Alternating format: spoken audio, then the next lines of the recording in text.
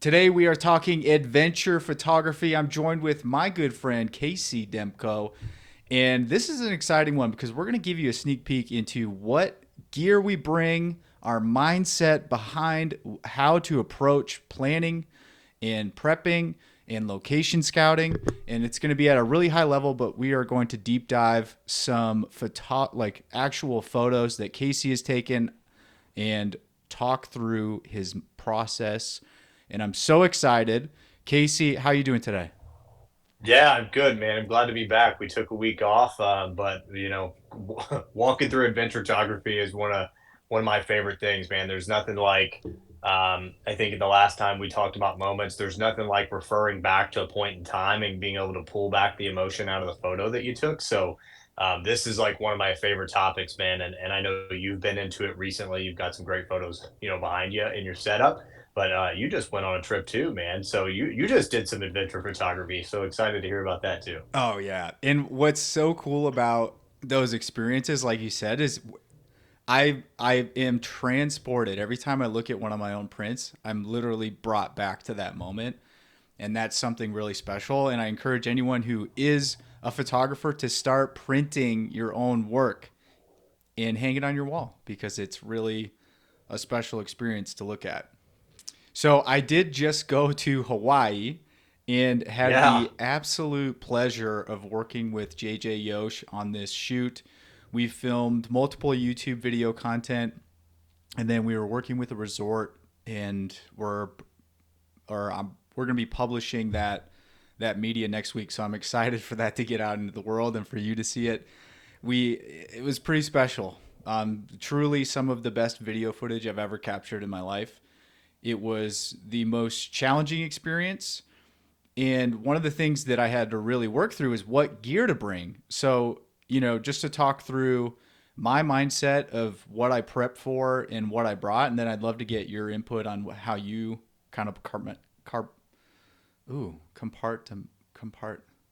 Compartmentalize, baby. Gee whiz, man. That was a tough one for me That's this a tough one. word. So, so the process was like we had to outline what we were going to accomplish, and I knew that we were going to be filming for 3 days. So I knew that I needed to have my video rig, which is my Sony ZV-E1. I needed to have at least two lenses. If I had a third, I would have added a prime lens. I just didn't have room for that. But I shot the majority of my work on my 16 to 35 millimeter, and then I also brought my 24 to 105. It was really important because we were shooting real estate to bring a wide lens so I can capture the entire setting of this resort as well as filming a lot of the establishing shots for the YouTube content. And then the 24 to 105 was all the detail. It's a really good combo for someone who doesn't have a lot of room. And essentially, that's all I brought, including my gimbal, which I just got the RS4 Pro. That thing is an absolute beast. They claim that it's not waterproof, but we shot in the rain for probably 2 hours under a waterfall, and that thing was a workhorse. Absolutely Yeah. insane. Great product review. It sounds like, they should send you another free one, right? Just free little drop there, testing in the rain for 2 hours. Bold move. Yeah, they don't Um, recommend that at all. I do not yeah. recommend it either, but It says it on the box. so we hiked for seven. Oh no, it was 6 hours each way. It was 12 hours round trip. No, that's not right. It was 7 hours total. So it was like 3.5 hours there, 3.5 hours back. By the time we got there, it started pouring. And we're like, we're not going to not shoot while we're here. So we pushed it to its limits. But man, yeah, Yeah. it's like pretty simple setup. Like, don't overcomplicate it. When I'm looking to do adventure photography, I need to have multiple uses for every tool because you don't have enough space to bring everything. Yeah, and it's hilarious, Travis. I think we're probably very different in this. I think I'm very, very organized in my work life. Outside of my work life, not really like getting it down to brass tacks, right? So not as organized as you are. So we probably have two totally different approaches, which I think is good for people to hear. Like there's, many different ways to split it. But for me, like travel is simple. Like, hey, what are you going to be doing? Are you going to be hiking? Are you going to be in a city? You're Mm-hmm. going to be, you got to figure that out first, right? So if we're going off to Hawaii or we're going to the Faroe Islands, you know that you're going to be shooting a lot of landscape. Like I think, or you're going to be doing a bunch of hiking. Like you also got to consider in weight that you're carrying, right? Like Mm-hmm. it gets cumbersome over time, but I always think of it in a very simple way. My friend Zach said this is like I need to have a wide lens, right? So anywhere from like a 16 to 16 to 40, really 40 is kind of getting up there, but like I Mm-hmm. need to have a wide, a medium, and a long range. Like so I always carry around an 18 to 35 variable with like a 16 prime, and then I'll typically have like my little nubby 50 millimeter prime, Nice. and then I'll do like in a 70 to 200. So just so I can capture all different types of shots, and I'm never without you know without the right range. Yeah, I think that's really smart. And if you can afford it, having a mixture and then having that prime too, because there were some detail shots that, still look great, but would have really popped had I been able to go down to a 1.2 or a Yeah. 1.8. Yeah, you're right on cost though, man. Like that adds up over time, so it's like very, very, easy to kind of say, yeah, I need all these lenses, and all of a sudden you're like 6, 7 grand deep in lenses. But to be honest, man, what I found, like I know you shoot Sony, I shoot Canon, like these little short, prime lenses for Canon, like these 60. I mean, I've grabbed a couple of them for 200. My Mm-hmm. 16 Yeah. millimeter prime was $200. My 50 was like $300. Like I found some really really cheap lenses that do an incredible job, and they're not heavy. And then I typically carry one or two heavy lenses as well. But I think there's a way to do it as long as you have the right eye when you're shooting, and then I think it comes down to editing. Yeah, I agree. And then too, like if we're talking photo versus video, there's so much that you can do with photography now because of these tools in Lightroom where you can add bokeh back in, and in some instances it feels like it's a little bit cheating, but it's also like you as the artist can then tailor the image exactly how you wanted it. So like if you shoot at f4 or f8, you can add bokeh in areas that Yeah, and create images that you couldn't ever create just shooting with prime. So it's I go both ways, but I do think with video like you need good equipment and having a fast lens. And like one of the things that I learned on this trip is that I shot on Canon for the first time. So I learned how to shoot with a nice. Canon R5, and the focus motors on his gear were absolutely driving me insane. And I think part of it is just the wear and tear on the equipment. I don't know that it's been maintained properly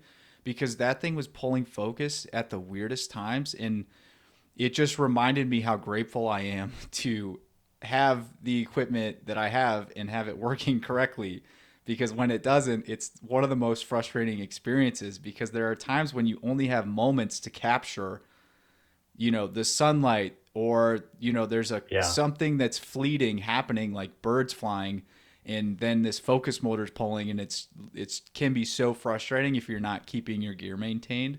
And that's one of the comments I wanted to mention is like you need to have the ability to clean your sensor on site. So I always carry an extra sensor cleaner in the events the worst case scenario happens and you like get dust on your sensor when you're Yeah. changing lenses. Like you need to be able to clean that on site. And then two, I had multiple camera wipes, and then I always carry my little squeeze. I don't know what you call it, but it puffs air. Your little squeegee. Yeah, Yeah, it's and it's it just like incredible. it's like I was I burned through multiple wipes, like had to throw them away. They were so dirty by the end of these experiences because we were in the jungle and hiking through mud, and there's just like so many things that got nasty on the lens that we had to clean, and if I didn't have those I would have been absolutely screwed. Yeah, it had to be pretty humid too, right? Like that's the Yes. other aspect of it is like when you're shooting in humid community or humid. I now I'm stuck. humid climates, right? Like where you've got freaking fog and you're just your lenses are fogging up, you've got rain falling, like it's impossible. If you don't have the Mm-hmm. right gear, man, you can really screw up a shoot. Um, and yeah, it's happened to me like many times where I've I've been shooting and I didn't notice that I had like a rain droplet or like some fog on my Yep. lens, and then I pull, I'm rushing through it, and then I pull the photos at the end of the day. I'm like, well, I thought that was one of the best shots I've ever gotten, and then I'm like, damn it. That's a really really good point. And until you do these shoots and make that mistake, it's a hard lesson learned. But literally the entire time we're shooting under this waterfall, after every single shot, I'm checking that lens to make sure that that isn't going to be something that ruins this entire shot, right? Um, yeah, Yeah, there's so much humidity, so much water. It was something I pushed myself past what I thought I was capable of. So, it, it's super valid though, man. Like it's one of those things that drives me nuts when I'm out there shooting, just making sure all my equipment's good. Um, I wonder, he's thinking about that comment you made about his Canon where it wasn't keeping focus. Do you know if the firmware was updated? Because that's a big thing that pull. I'm if I'm a gambling man, which I am, I guarantee it. There was a firmware gap there where it wasn't updated. yeah, absolutely could be firmware. I'm like I said, I mean it's really expensive equipment, so I was, you know, and part of the lesson there too is like I should have tested everything before getting to the Yeah. first location, and that's a lesson that I had to learn, right? And working with someone else's equipment is get familiar with it.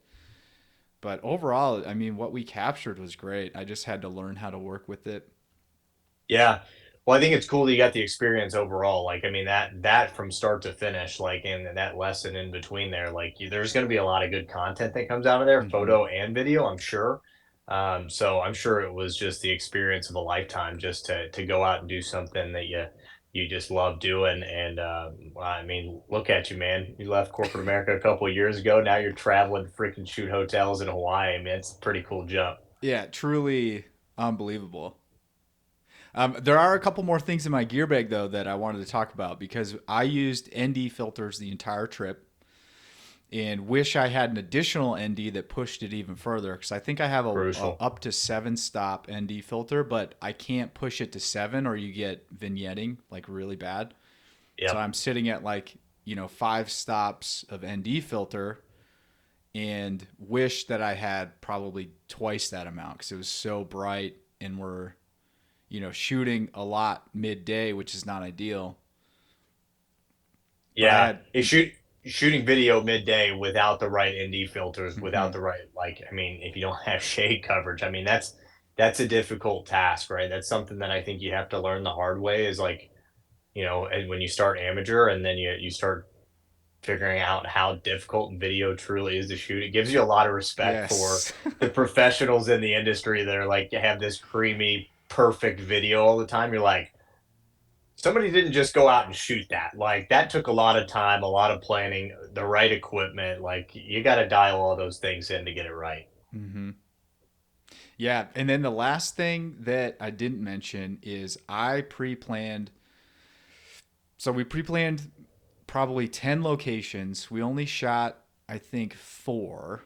But for each location, we had a shot list with focal length, with the shot. And then one of the storyboard that I put together had sample images of what style we're going to capture, and that made all the difference. Like I'm telling you, we worked so efficiently, and at the end of each of those segments of the trip we knew that we got what we came for. So we left feeling super positive. And in the past I would just show up and shoot, and there is something to be said about getting creative in the moment and having fun. But on this trip, we just didn't have the luxury of time. So we had to work really efficiently. And that would be my advice to anyone who's going to do adventure filming is have your shot list so you know you got what you came for, and then use that additional time if you have it to get creative and have fun and just be in the moment. Yeah. I think it's funny because That sounds a little grueling. I think for a lot of creators, it sounds grueling to sit down, like because creative folks are sometimes maybe not the most Hmm. organized, like from everybody I've ever met.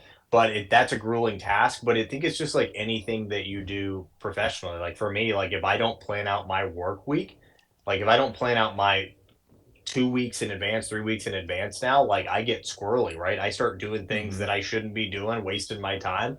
Like I same way if you go to the gym, you go in and you Right. plan to do back and biceps, right? And you want to do 7 exercises, this many reps, this much weight, and then you keep track of that over time. If you don't have that, if you don't have that plan, well, you end up going to a little bit of biceps. You go hang out by the water machine, Hmm. then oh man, maybe I want to do some legs. And then all of a sudden, right, like you just didn't get an efficient workout. I think it's the same thing with your shot list. Like you got to get what you're planning out. That way, the thoughts that you've had about, hey, how this looks, you can bring that to life, right? And then all the extra spice you can bring to it can happen in post with the extra shots you got. So kudos to you guys for doing that. I'm sure that JJ found that super helpful. Yes, yeah, it was really a a pleasant experience to get some behind the scenes and understanding of how that creator lifestyle is. And my big takeaway is it is so much more challenging than you could ever imagine. And I bet. it pushed me in a way that I never thought it would, and I came out of that with a whole new gear that I can now push myself to, and excited to see what else I can create this year. Yeah. Yeah, the only thing that I forget, that we're talking about equipment, talking through Hmm. that, like what kind of bag did you bring? Because I think a backpack or like something to hold your gear. And I think that's almost like one of the most important things because the Yes. backpack I have, I honestly, it's been a while, but my backpack saves me. What did you bring? Yes. So one of the most vital pieces of equipment is keeping your gear safe. So I brought two bags. So I have my Wandered. I forget the name of it, but they came out with this camera bag from Wandered, and it's gonna drive me nuts. I can't remember the name, but it's freaking insane. So it has these like carp. Why do I keep trying to say that word? It has these pockets, These pockets. and so They you can carry compartmentalize. your clothes in one side of this bag, and you can carry your gear, and then they have an insert that you can pull out. So basically my whole camera gear pops out, and then I can put that in my Patagonia backpack for hiking, and it's all water resistant, so I can keep that and know that it's safe, and it has padding, and then that modular like little square can go back in the big bag. It's so quick and efficient. I absolutely love it. And then my RS4 gimbal case fit perfectly in that same footprint. So like the top of the bag is my gimbal, the bottom's my two cameras, lenses, all the batteries and gear, and then the other flip side that opens up is all my clothes, and you can even fit your laptop. There's a shoe like bag slide in. It's literally the perfect bag for people who are want a carry on size bag to go on these adventure trips. It's just insane. I think for the amateur photographer, you need to do a bag layout video where you lay it flat out, right? Oh, Get the totally. camera above it. You need to show the people because you are one of the more organized people that I know. So I think that would be an awesome little side video. Um, Gosh, That's a I'm great trying to idea. think. You know the other thing, Travis, and like this is something you don't think about, right? You're thinking about going out and photographing a moment. More so than anything, hey, what kind of gear do I have? What lenses? Hmm. What camera? Like ND filters, etc. But like depending on the climate that you're in, especially with adventure photography, I would say also the right gear that you're wearing. There is Mm, nothing worse than being miserable when you're mm, shooting. So say if you go to northern Norway, right? Or you go to Hawaii, like two totally different climates. You're out in the middle of Arkansas.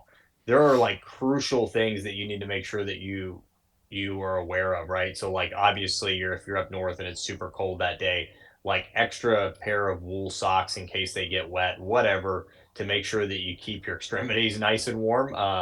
And then, vice versa, say you're in the middle of Arkansas, like there might be some things like you might need to bushwhack, right? So like, granted, you're not keeping a machete in your bag, but you might need other little things like even first aid kits to carry around in your bag just to keep to make sure that you're fully prepared for what nature has in store for you that day, right? And not saying that you know rarely does a bad thing happen, but you need to be prepared in case it does.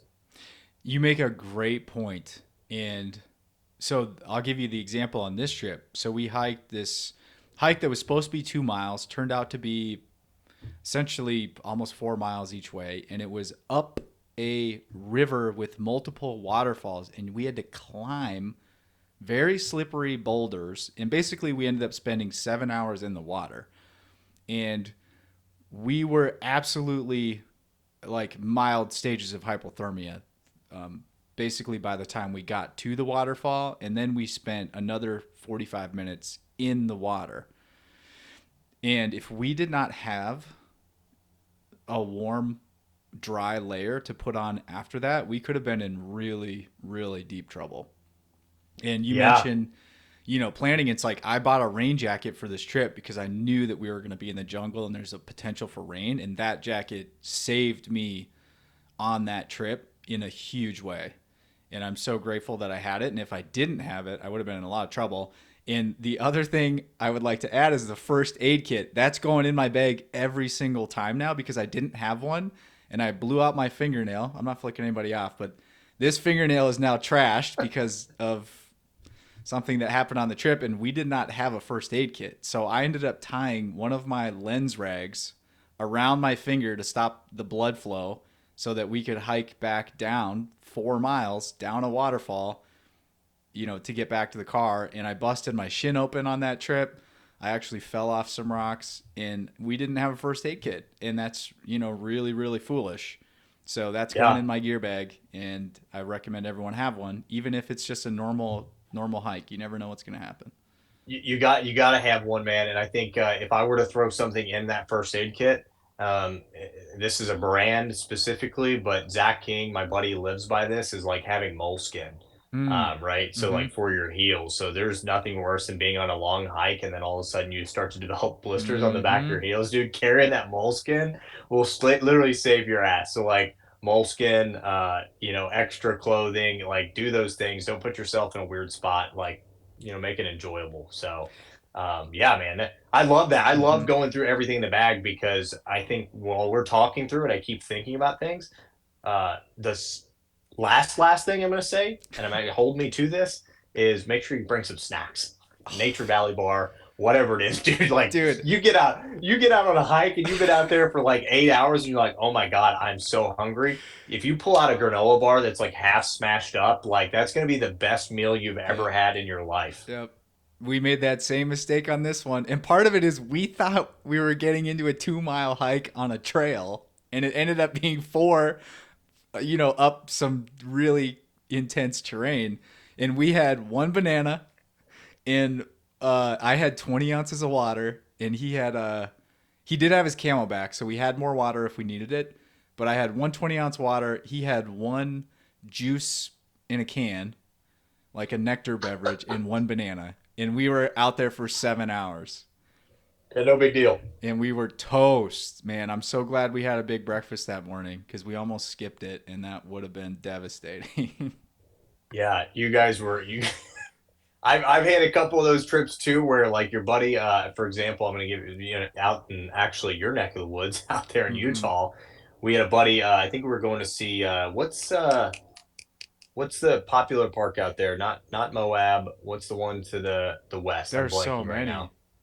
Oh arches. gosh, was it Arches? No, I don't. It might have been Arches. Anyways, we were out on a freaking. We're we thought we were gonna go on a mile hike, Mm. and Brent was like, "Oh no, it'll just be a quick in and out." Well, we got halfway through, and I don't even think we were halfway there. It ended up being like 7 8 hour trip. Like you talk about just being the hangriest person on Mm-hmm. this planet.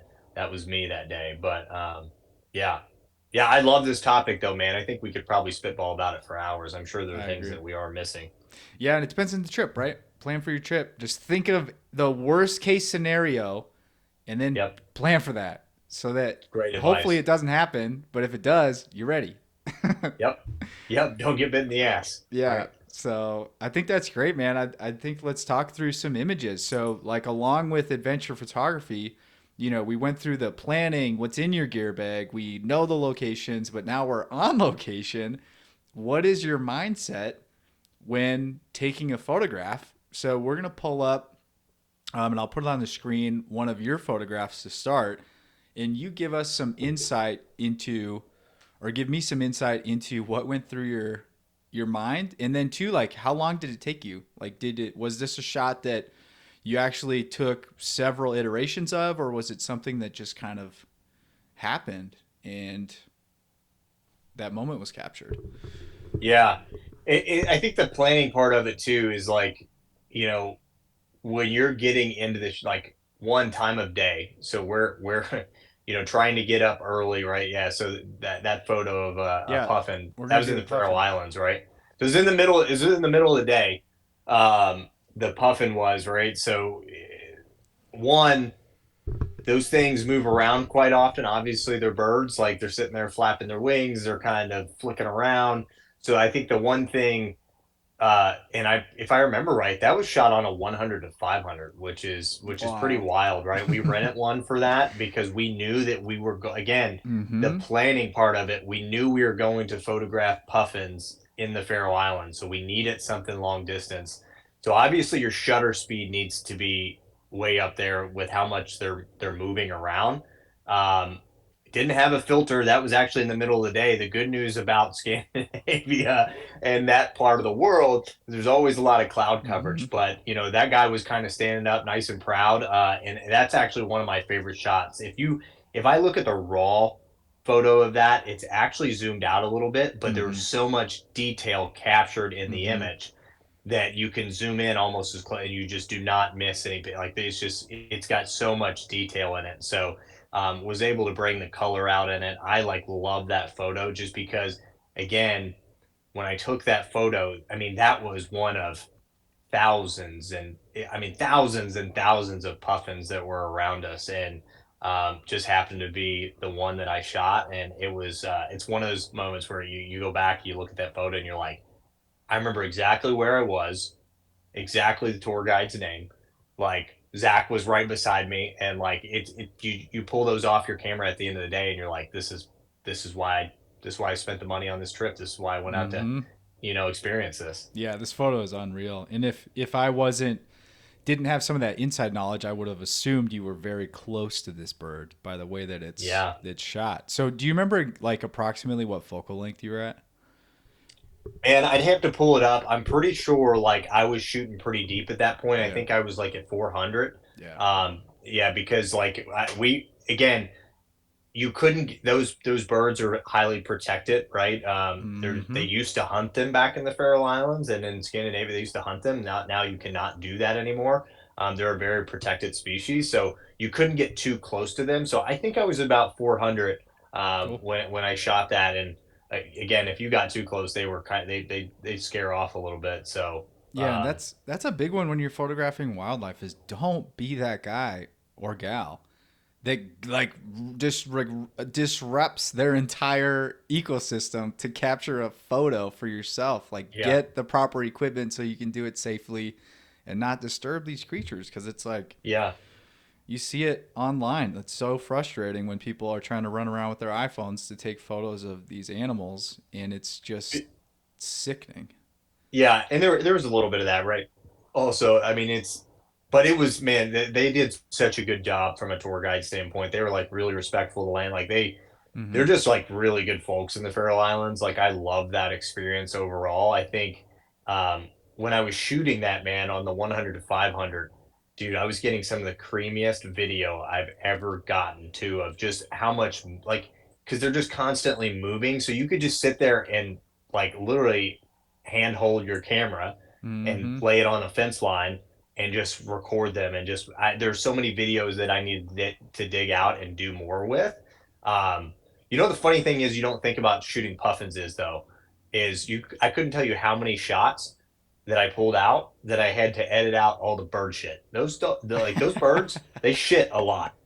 So there was a lot of photos that I pulled and I was like, wow, this is a beautiful photo, but there's so much bird shit in it. But Yeah, that might have been why I cropped that one. Fair enough. Awesome photo, man.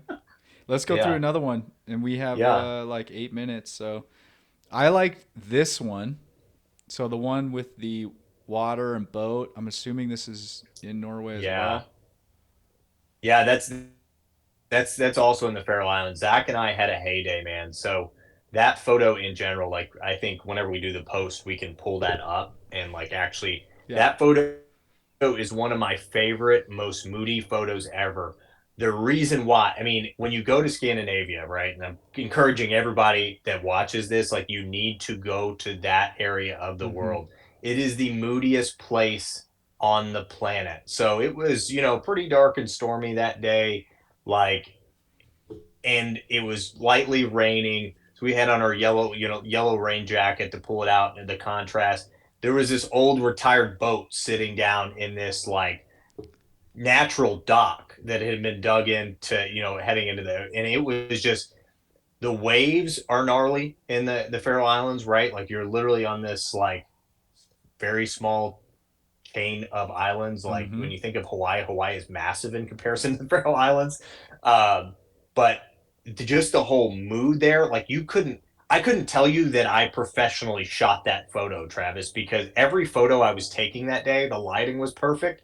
It was just a matter of like, hey, Zach, go stand there, Right. take this shot. Hey, Zach, go stand there, take this shot, right? So we were just really moving back and forth, and there was just it was just I have so many great photos. That's just one of those, man. But I freaking love that shot. Well, your composition is really special because you have several leading lines. You have from the top left and top right these rolling hills coming in from almost perfectly like in these corners. So you have leading lines from the top drawing your attention down, and then you have these leading lines with this wood, and then that brings into frame this boat, this beautiful red boat, and then you have your pop of color with Zach's yellow jacket. It's super cool. Yeah, yeah, and it's cool. The one thing about that area, and I'd have to go back and look at the map and see where we were. But the part about that area is like they have so many colorful houses. It's very much like if you look up like Norwegian, Mm. Icelandic, Faroese houses, like they're just all colorful. And so I got so many shots of like houses on the ocean there that but my goodness, like that's one place, Travis, like I don't care when you do it, you just got to go, man. It's a special place. Um can't say enough about it. I'm ready. Love it, man. Yeah. What else? You want to pull up one of yours, or are you going to pull up Yeah, another sure. one? So this is actually a photo that was taken by my mother. She Wow. Okay. Shout out to mama. shockingly, I mean, yeah, like she took some amazing photos. So she went to Ireland, and I say shockingly because I was just surprised at how, like, she's untrained as a photographer, and these photos were stunning. And one of the things I wanted to talk about is the point of like, you don't have to be a professional to build some of these professional photos. And one of the concepts I want to talk through is using foreground as an element to add depth to your photograph. So this first one is, I forget like what this point is called, but it's in Ireland. It's extremely famous, and there's this little bridge or walkway that is made of stone. And what she did is took a photograph of this like point with the ocean, and you get these moody greens, and then as the photo is taken, she's actually pulled back so you see a portion of the stone. And I'm like, this is on my wall. I'm absolutely in love with this photograph because it's so stunningly beautiful, and it's like this perfect little picture frame essentially, and it feels like I'm on that bridge or whatever it was, that path, when I look at this photo. It's just truly stunning, and it wouldn't, like, if I zoom in and just see the island, it doesn't have the same emotional feel at all. So experiment with foreground. I think Yeah, it's maybe this is where you got it from. Like I tell you what, there really is like there are people that have a natural eye, right? So mm-hmm. like you will never hear me, Travis, use a whole lot of technical terms. It's just not who I am as like a creator. Like, because I didn't learn through the technicalities. It was more like I have an eye for it. I've really loved to do it. And then all the technical things kind of came along the way, the rule of thirds, using Mm-hmm. foreground, right? Like Yeah. post editing. So he probably just has a natural eye for it. There's a lot of people that you look on Mm-hmm. Facebook, they've either got it, almost like an athlete, Yeah. or Right. they don't. They don't got it, right? Like it's just a thing. Yeah, you bring up a good point, and I think you're totally right. It's like a genetic thing that I got because it's like when you, I'm sure when she was there, it was like, this is so pretty. I need to take a photo of this without understanding truly how breathtaking of a photo it was going to be. Yeah. It's just like you have that eye, and if you don't have that eye, you can train it and, work on it. And the big thing is just getting repetitions. And Yeah. the second one and the last one is going to be this photo, also taken in Ireland, also a famous monument. Boy, I cannot remember anything today. But the use of leading lines with this staircase, and then the way that this photograph is taken below. I think part of it is like it kind of had to be, but it came out so beautifully because your eye naturally flows upward, and then you're met with this kind of pulling sky. These clouds are adding movement, and it feels very dynamic when you look at this image. I just Yeah. love it. It's amazing how much you keep using the term leading lines, but for somebody that might not, kind of understand what we're Mm-hmm. talking about, that might be new to photography or interested in it, like a leading line, all that is basically like your foreground or something in the image that is leading you to your subject. If I were to simplify that, right? So, Mm-hmm. like having a cool leading line that makes basically brings more focus to your subject. That's what that is. And again, it sounds like your mom's just a natural when it comes to just shooting photos. We need to get her. Maybe we will mark that down for Christmas. We need to get her an actual camera this year. That would be cool. That would be cool. I'd love that. And then we'll bring her on the pot. I know. Yeah, we do some fun stuff like when they come out to Colorado. We play around with the cameras and get That's creative. It's awesome. always a fun experience. You got Yeah. anything else? Any last minute thoughts on adventure photography and filmmaking that we didn't talk about? No, if we were to summarize it right, like just be very planful in your trips. One, be planful. Make sure that you understand where you're going, what you've got in your bag, and then pack it accordingly. So the second thing would probably be, let me restart that, Travis, so you can probably edit this out. So if I were to summarize, like overall, just planning for your trip, like you've got to understand one, where are you going, what are you going to put in your bag, right, based on the climate, the situation, what you're going to be doing, etc. And then two, like when you're planning your trip, like Travis does a really good job of this, and actually my friend Zach does a good job at this. Make sure that you figure out places that you want to go, right, hikes that you want to do, Mm-hmm. maybe images that you want to capture that somebody else has captured. You obviously can put your own spin on it, but like that way you know the area. And then three, like go have fun and like try different things. And then if you're shooting video, I think Travis brings up a really good point. Like try to even plan out what you're going, get a shot list, plan that out, and then actually stick to it. Just like if you're gonna stick to a diet, do the same thing when you're going to create video, and even photography. So if those were three tips I'd give, Trav. Love it. The only thing I'll add is remember to constantly make sure your lenses are clean. I like that one. I like that one. Yeah, that's a good one to end on. We've made that mistake too many times, man. All right, man. This was awesome. Yeah. I had fun again, man. I can't wait to do this again next weekend. Not sure what topic we're gonna go, but that's how we roll. Love it. Talk to you next week, brother. See you, buddy. Bye.